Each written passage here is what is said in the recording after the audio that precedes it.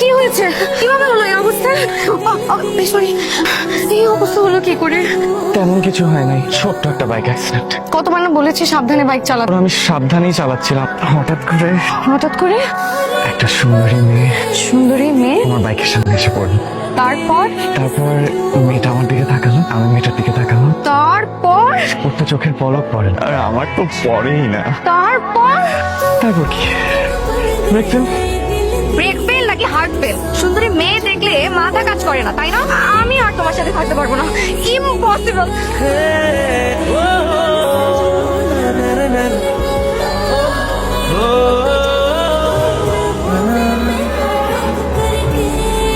তুমি কি করে ভাবলে যে আমি অন্য কারো প্রেমে করবো? প্রেমে আমি একবারই পড়েছিলাম, তোমার সাথে।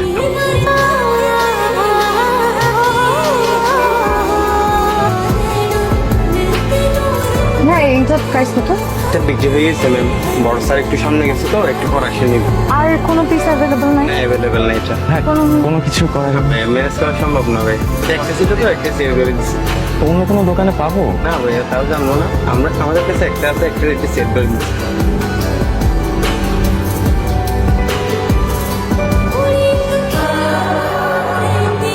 মন খারাপ? কতটা মন খারাপ? এতটা মধ্যে কিন্তু এই মন খারাপের শহরে যে আমি আর থাকতে চাই না। আমি তোমার মন ভালো হওয়ার কারণ হতে চাই।